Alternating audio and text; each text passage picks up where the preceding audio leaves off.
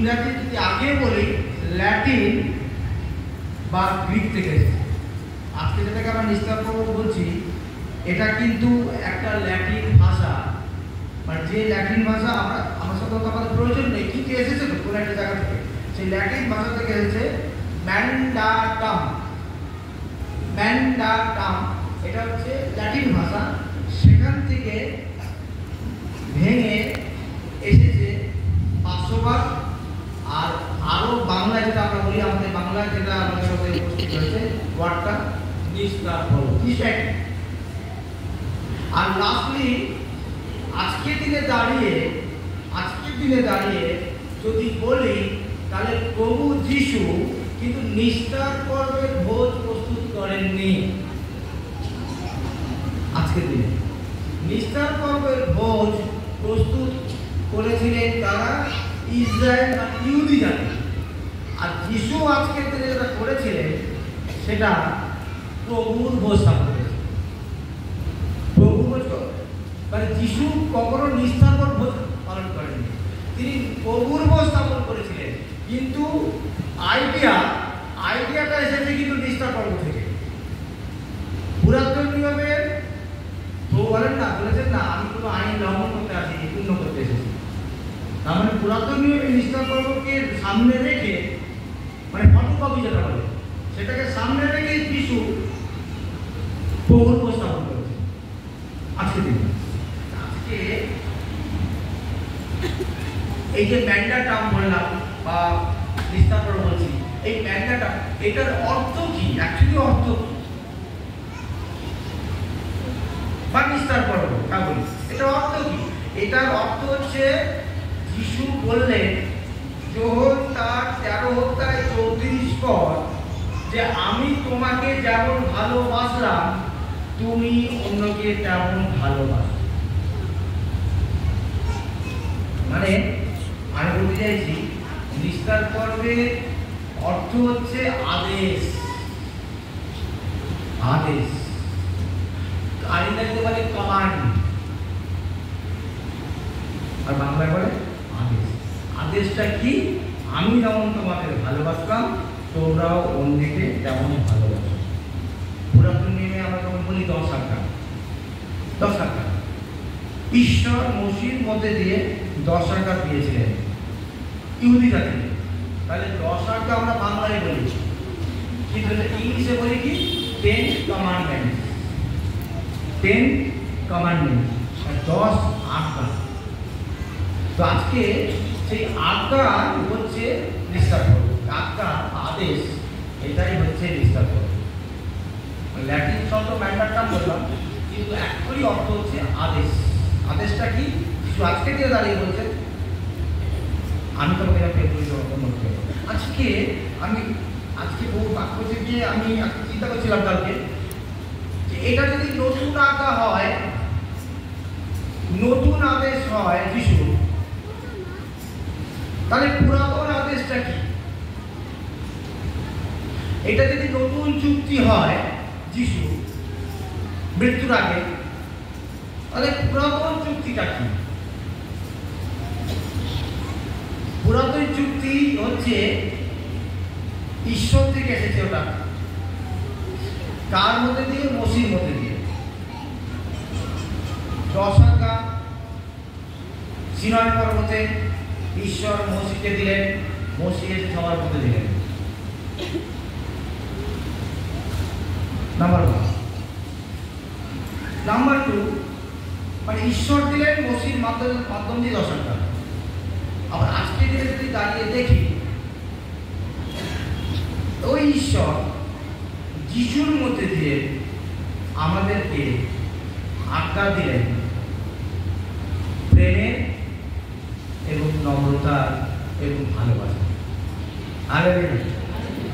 সেখানে 10 আজ্ঞা মসির মধ্যে দিয়ে আর যিশুর মধ্যে দিয়ে আজকের দিনে দাঁড়িয়ে, আজকে টুডে কনটেক্সট, হ্যাঁ, প্রেম, নম্রতা, আর বিশ্বাস, এই 3টে জিনিস ঈশ্বর দিলেন যিশুর মধ্যে দিয়ে। দ্বিতীয়ত, পুরাতন যে চুক্তি ঈশ্বর করেছিলেন তাতে বলেছিলেন যে আমাকে আবার বাক্যের বাধ্য হবে সে ব্লেসিং হবে। মসিকে বলে যে যা ওকে বলো ইহুদি জাতিকে, যে আমার বাক্যের বাধ্য হবে সে ব্লেসিং পাবে, যে আমার বাক্যের অবাধ্য হবে সে অভিশাপ পাবে। আমাদের অব্রাহামের জীবনে আশীর্বাদ, নোহর জীবনে আশীর্বাদ, মসির জীবনে আশীর্বাদ। আর যিশু যখন আসলেন, ঈশ্বর আবার যিশুর মধ্যে দিয়ে নতুন থিঙ্কিং আনলেন। কি চিন্তা আনলেন? যে যে আমাকে বিশ্বাস করে, যিশু কি বললেন? যে আমাকে বিশ্বাস করবে সেই পরিত্রাণ পাবে। মানে যিশু ঈশ্বরই কাজ করছেন। পুরাতন নিয়মে একরকম, নতুন নিয়মে একরকম। পুরাতন নিয়মে মসির মধ্যে দিয়ে, আর নতুন নিয়মে আজকে দিনে দাঁড়িয়ে যিশুর মধ্যে দিয়ে। নাম্বার 3, ঈশ্বর পুরাতন যুক্তি বললেন, ঈশ্বর মসির মধ্যে দিয়ে বললেন কাকে? ইহুদিদের বললেন তোমরা এরকম করো, এরকম। আর নতুন নিয়মে ঈশ্বর যিশুর মধ্যে দিয়ে বললেন আমি শুধু ইহুদির জন্য আসিনি। কি গ্রিক, কি ইহুদি, কি পরজাতি, হ্যাঁ, কি অন্য ধর্মে বিশ্বাসী, যে আমার কাছে আসতে বিশ্বাস করে সেই পরিত্রাণ পাবে। তাহলে মসির মধ্যে দিয়েছিল স্পেসিফিক অনলি ইহুদি জাতি। আর যিশু যখন এই চুক্তি তৈরি করলেন, দ্বিতীয় নতুন চুক্তি, নতুন নিয়মে বলে আমি সবার জন্য করছি, আমি শুধু ইহুদির জন্য আসি। এবং পুরাতন চুক্তি যখন ক্ষমা পাওয়া একটা ব্যাপার থাকতো পুরাতন চুক্তিতে, তখন তারা মেষ বলে দিত। এই আজকে পাঠ যাত্রা পুস্তক 12 অধ্যায় শুনলাম যে মেষ বলে দিত। সেই বলি দিয়ে সেই মাংস 250 রুটির সঙ্গে 300 শাকের সঙ্গে তারা খেত। এটা ইস্তাবল তাদের ছিল। আর তারা ওই বলি দিয়ে আর পুরোহিতের কাছে আনতো, পুরোহিতের কাছে এনে সব মন্দিরে রাখতো। আর তারা পুরোহিতের কাছে পাপ স্বীকার করতো আর ক্ষমা চাইত। তারা ভাবতো ঈশ্বরের কাছে আমরা ক্ষমা পেয়েছি।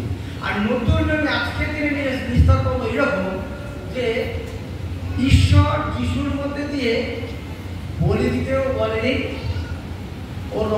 ওই রক্ত লাগাতে বলেনি, ওর মাংস খেতে বলেনি, আর শাকসবজি এনে পুরোহিতের কাছে দিতেও বলেনি। কিন্তু মসির মধ্যে কি এটা করেছিলেন ঈশ্বর, পুরাতন চুক্তি। আর নতুন চুক্তি যখন যিশু আসলেন, তিনি বললেন না, তুমি ক্ষমা চাইছো,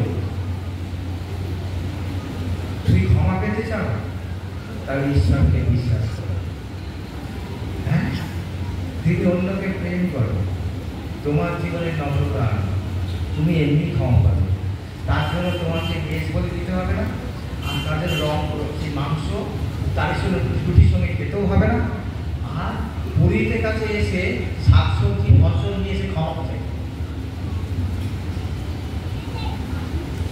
তাই কতটা পার্থক্য! মানে এক কথা যদি বলি, যিশু এসে নতুন যে চুক্তি করলেন সেই চুক্তি কত পরিষ্কার। যিশু বললেন তোমার বলি দিতে হবে না, কারণ আমি তো বলি হয়ে গেলাম আজকের দিনে, এবার বলি হবো, মানে আমি তো মৃত্যুতে বরণ করবো কাল লিখুন থাকে।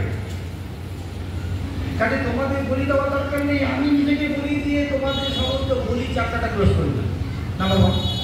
নাম্বার 2, ইহুদি জাতি তোমরা কি মনে করেছো তোমরা ঈশ্বরের মনোনীত জাতি? না, যিশু এসে শিখিয়ে দিলেন নতুন চুক্তি, আমি সবার জন্য এসেছি। আজকে তো আমরা ইহুদি নেই, আমরা তো পরে জাতি।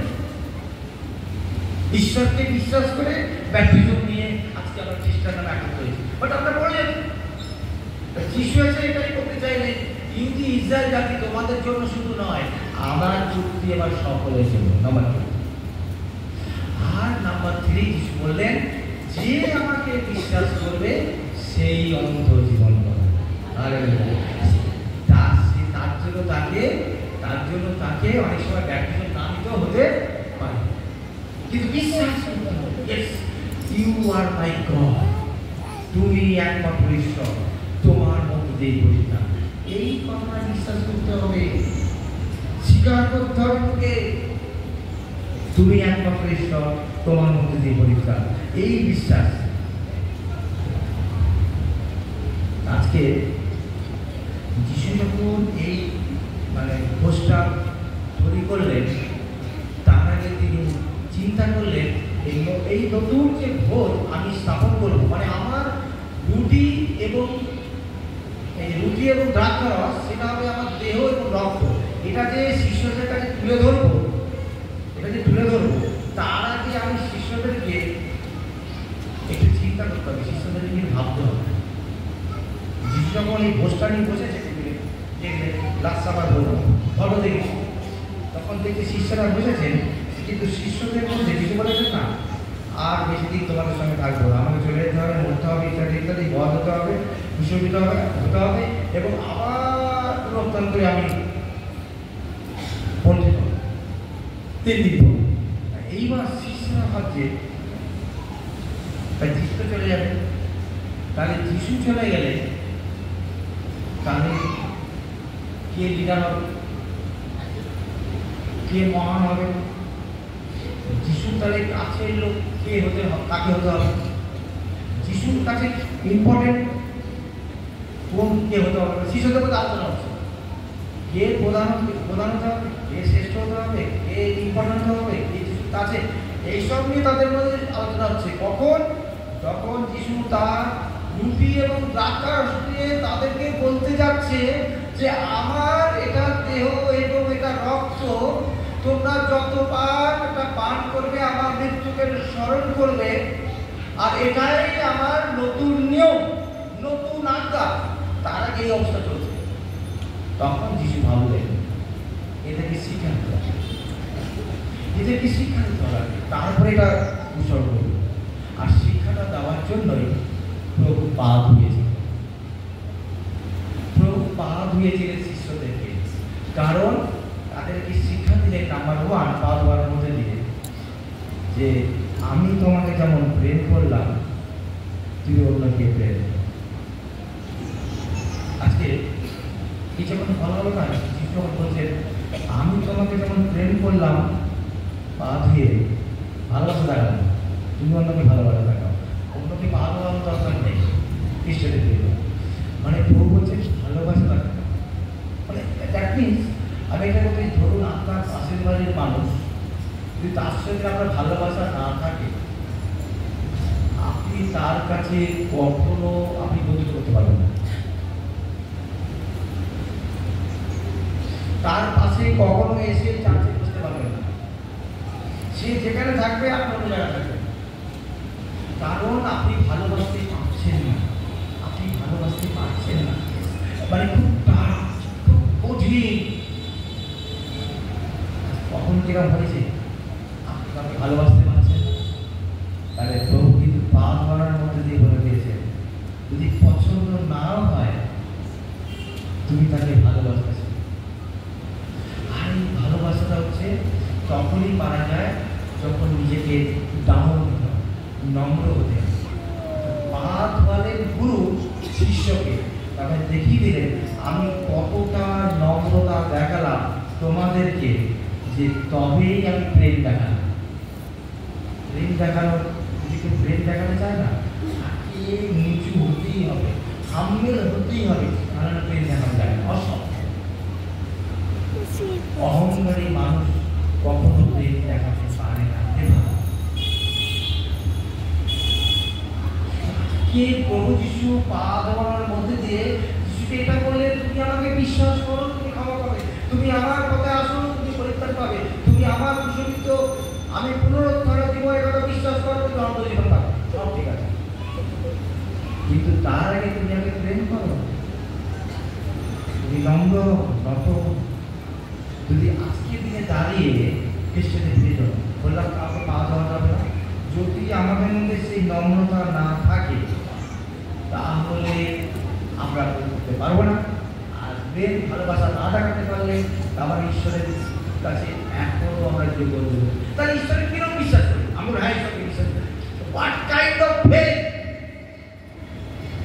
আমি কিরকম যিশুকে বিশ্বাস করি যে আমি নত হতে পারছি না? আমি যিশুকে কেমন বিশ্বাস করি যে আমি ওনাকে প্রেম করতে পারছি না?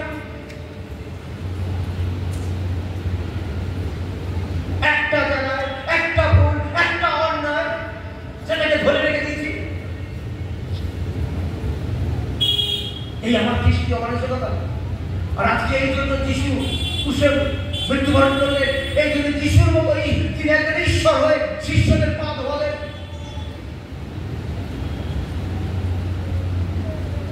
আজকে খ্রিস্টদের দিন শুধু এটা এই পা ধোয়ানোটা এটা সিম্বল, কিন্তু নিগুড় অর্থ হচ্ছে যিশু করেছে, ঈশ্বর করেছে সাধারণ মানুষ শিষ্যদেরকে। তাহলে কতটা একজন নত হলে তবে এইরকম কাজ করা যেতে পারে। ঈশ্বর সেটাই আজকে ইস্টার পরের দিনে তিনি দেখালেন শিষ্যদেরকে।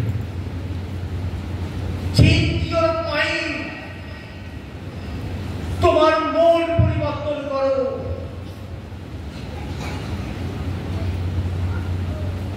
বিশ্বাস তো পরে, ভালোবাসা তো পরে, আগে নিজেকে পরিবর্তন করো। তাই প্রভুর বাক্য আজকে আমাদেরকে এই কথা বলছেন যে তিনি সেই রাত্রিতে রুটি হাতে লইলেন, ভাঙলেন, ধন্যবাদ দিলেন, ভাঙলেন, বলে আমাকে পানপত্র দিলেন, দিয়ে বললেন এটা আমার রক্ত, এটাই নতুন আত্মা, নতুন। তার মানে তিনি দেখিয়ে দিলেন প্রেম, ওখানেও প্রেম কাকে বলে। রুটিটা যখন ভাঙলেন, কারণ তিনি জানেন এখানেই বিশ্বাসঘাতকতা আছে আমার মধ্যে, এই 12 জনের মধ্যে বিশ্বাসঘাতক দাঁড়িয়ে আছে, বসে আছে, তাও তিনি রুটি নিয়ে ভাঙলেন। এটাই হচ্ছে ঐশ্বরিক প্রেম। আপনি যদি একটা বিস্কুট আপনাকে দেওয়া হয় আর আপনি যদি মনে করেন ওই বিস্কুটটাকে আমরা 6 জন মিলে খাবো, তাহলে আপনি 6টা টুকরো করতে হবে। আর যদি মনে করেন আপনি একা খাবেন, তাহলে আপনার টুকরো করতে হবে।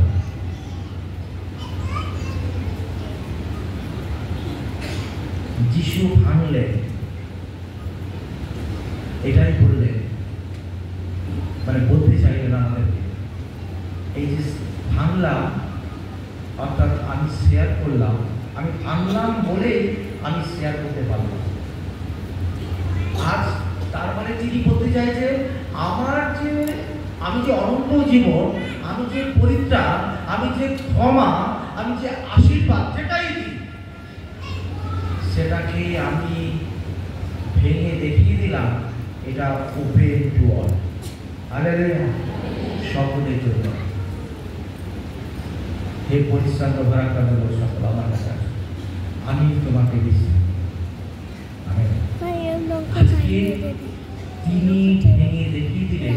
কেউ যদি মনে করে না আমি ব্লেসিং পাবো, আমি অন্তরে পাবো, যিশু বলছে আমি যাকে দেবো, আমি ভাঙছি মানে তুমি ভেবো না তুমি অনলি 1%। কারণ পরিশুদ্ধ হিসেবে ভাবতো, যিশু এটা দেখিয়ে দিলেন পরিশুদ্ধ কি তখন ভাবতো তারাই ব্লেসিং। আর একটা ব্যভিচারী নারী সে ব্লেসিং নয়, একটা অনুগামী স্ত্রী সে ব্লেসিং নয়, সমরীয় নারী সে ব্লেসিং নয়, করগ্রাহী সে ব্লেসিং নয়, একজন কুষ্ঠরোগী সে ব্লেসিং নয়। যিশু বললেন আমি ভেঙে দেখাতে চাইছি পরিশিষ্ট দুঃখী নয়, তারাও আমার কাছে বলেছে, তারাও আমার কাছে আশীর্বাদ যুক্ত, যে আমাকে বিশ্বাস করে আমার কাছে আসবে সেই আশীর্বাদ যুক্ত। হালেলুয়া। একজন পাপীও আশীর্বাদ যুক্ত, আর সেটা আগামীকাল কোথায় গেছে বাড়িতে শুনলেন আর পানপত্র নিলেন, এটাই আমার নতুন নিয়ম, নতুন আত্মা, মানে আমি সেই খ্রিস্ট সকলের জন্য, আমি একজন খ্রিস্ট, মানে খ্রিস্টেতে আমরা সকলে এক, মানে একই পানপাত্রে আমরা সকলে এক সহবাসিতার মধ্যে আছি। তারপরে খ্রিস্টেতে আমরা সকলে এক, কেউ পৃথক নই। এটাই তো পানপাত্র নিয়ে বলছে। মধ্যে আমরা আছি। খ্রিস্টদের বিজয় আজকের এই নিষ্ঠার বোধ আমাদের জীবনে আরেকবার নতুন আঘাত দিচ্ছে। যখন আমি মনে করি আমি পাপী, আমার ঈশ্বরের কাছে গ্রহণযোগ্য নই, আমি অনেক অন্যায় করেছি, অনেক ভুল করেছি, অনেক পাপ করেছি, যিশু বলছে আমি রুটি ভেঙেছি তোমাকে দেওয়ার জন্য করেছি, তোমাকে আশীর্বাদ দেওয়ার জন্য দাঁড়িয়ে আছি, আমার কাছে আসো। আমি রুটিটা গোটা রাখিনি, পানপাত্র রেখেছি, সকলেই যেন সেখানে এক পানপাত্রে পান করে, এক সবল। এটাই হচ্ছে খ্রিস্টের নতুন আজ্ঞা, নতুন বিধান, যেটা পুরাতন বিধান সেটা ছিল না। ঈশ্বর যখন দেখলেন মসির মধ্যে যে বিধান দিয়েছে, সেই বিধানের মধ্যে যে ঈশ্বর আর মানুষ পরিবর্তন হচ্ছে না, মানুষ লোক দেখানো করছে, বলিদান দিচ্ছে, সবকিছু চার্চে নিয়ে আসছে, নিয়ম মানছে, রিচুয়াল সেরেমনি করছে, বলে এটা পরিবর্তনের বিষয় নয়। তাই তিনি যিশুকে পাঠালেন, আর নিস্তার পরে যিশুরা বুঝিয়ে দিলেন যে ঈশ্বর আমাকে এবার পাঠিয়েছে, সেটা নতুন কনসেপ্ট নিয়ে, নতুন চিন্তা নিয়ে, নতুন ভাবনা নিয়ে, যে আমার কাছে আসবে, যার মধ্যে প্রেম আছে, যার মধ্যে নম্রতা আছে, আর যার মধ্যে বিশ্বাস আছে, যার মধ্যে পরিবর্তনশীল জীবন আছে, সেই আমার ব্লেসিং পাবে। এটাই হচ্ছে নতুন আজ্ঞা, আর তিনি সেটাই পবিত্র স্থাপনের মধ্যে দিয়ে আপনার আমার জীবনে দেবেন। আজকে আজকের দিনে দাঁড়িয়ে আমরা কেউ ভাবো না যে ব্লেসিং আমার না, ইয়েস আমার জন্য ব্লেসিং। কার জীবনে কখন ঈশ্বরের ব্লেসিং আসবে, আজকে নিস্তার পর্বে এই গৌরব স্থাপনের মধ্যে দিয়ে যিশু বলে দিচ্ছে কার জীবনে কখন ব্লেসিং আসবে, কিভাবে আসবে আপনারা জানেন না। শুধু আমাদেরকে মনটাকে পরিবর্তন করতে হবে, মনটাকে। কোনো বলিও দিতে হবে না, কোনো ঈশ্বরের মেয়ে এসে পাপ স্বীকার করতে হবে না, শুধু মনটাকে পরিবর্তন করবে। তখন বললাম পুরীদের কাছে যে পাপ এখন দরকার নেই বিধান, দরকার নেই পুরোহিত, নিজেকে পরিবর্তন আর ঈশ্বরকে বিশ্বাস, তারপর এটাই হচ্ছে প্রভু নতুন বিধান, নতুন আজ্ঞা তিনি আমাদেরকে। ঈশ্বর আমাদেরকে আশীর্বাদ করুন। আমরা সেই বিশ্বাসকে প্রভুকে আশীর্বাদ করি, সেই মন নিয়ে কালকে উদ্ভাবিত বসায় ঈশ্বরের বাড়ি শুনতে আসে। জানো প্রভু সকলের জন্য কৃতজ্ঞ করে রেখেছে। ইয়েস, আর সেই প্রভু আমরা আরাধনা করি। সেই প্রভু, কেউ প্রভুর কাছে শ্রেষ্ঠ নয়, কেউ প্রভুর কাছে মহান নয়, কেউ প্রভুর কাছে বেশি ইম্পর্টেন্ট পার্সন নয়, কেউ প্রভুর কাছে কাছের মানুষ নয়। নো, কাছের মানুষ সেই, প্রিয় মানুষ সেই, এবং ভালোবাসার মানুষ সেই, মহান সেই, যে নিজেকে পরিবর্তন করতে পেরেছে এবং যিশুকে বিশ্বাস করে বলতে পেরেছে। হালেলুয়া, খ্রিস্টকে পেয়েছে। প্রভু এই কথা আমাদের প্রার্থনা করি। ধন্যবাদ জানাই প্রভু, তোমার সে নতুন যাত্রা, নতুন যে নিয়ম তুমি আমাদের বহুল স্থাপনের মধ্যে দিয়ে আজ থেকে 2025 বছর আগে তুমি দিয়ে গেছিলে। আজকে তার কথা আমরা আরেকটি পাওয়ার স্মরণ করছি। তুমি নিজেকে শূন্য করেছিলে যেন আমরা নিজেদেরকে পরিবর্তন। যিশু